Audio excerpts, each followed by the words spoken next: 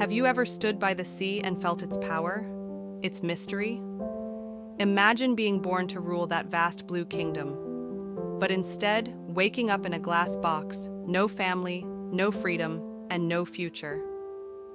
This is the story of Luna, an orca, born wild, stolen from her family. But many orcas aren't even that lucky. Some are born into captivity, and they never even get to taste freedom. And today, we ask the hard question: why does it suck to be born as a SeaWorld orca? Luna was born in the open ocean, off British Columbia, a world with no walls. She swam beside her family. Her pod taught her everything: how to hunt, how to play, how to speak. But if Luna had been born in SeaWorld, she would have never met her father, never learned to hunt, never even seen the ocean.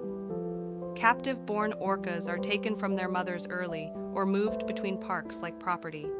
They're born into tanks, small, echoing chambers with nothing but tiles and chemically treated water. No pod, no freedom. Just fish, glass, and noise. One day, Luna's life changed. Boats, nets, fear. She was captured, separated from her family, and shipped to a marine park. For wild orcas, captivity is a prison. But for orcas born in captivity, it's all they've ever known, and that's the tragedy. They grow up thinking concrete walls are normal, that performing for food is life, that silence is safety. In SeaWorld, Luna was taught to jump, splash, pose, but everything she did was for one thing: a fish.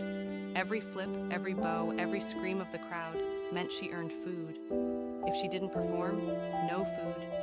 This is called operant conditioning, training based on reward and punishment. It's not magic, it's survival. And for captive-born orcas, it starts when they're still calves. Some are trained before they're even fully weaned. They learn obedience before they learn identity. Let's talk about what life looks like for orcas born in captivity. They live in tanks so small they can't escape fights with tank mates. They can't form lifelong bonds like wild orcas do. They often suffer from broken teeth, infections, and collapsed dorsal fins, just like the wild-caught ones, and many die young. Wild orcas can live 50, 60, even 90 years. In captivity, the average life expectancy is less than 20. Born into a place where the crowd's applause matters more than your mental health? That's not living, that's existing. In 2013, everything changed with blackfish. People began to ask, how did we let this happen? Why are we okay with breeding intelligent, emotional animals just to make them jump through hoops? SeaWorld ended orca breeding. They phased out theatrical shows, but there are still orcas today, born into this world, with nowhere else to go.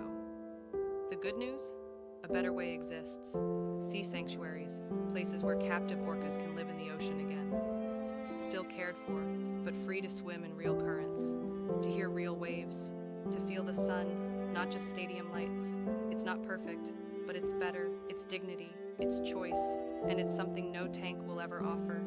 We think we're giving these animals a good life, but if being born into a tank, trained like a circus act, and dying decades too soon is a good life, then maybe we need to rethink what that means.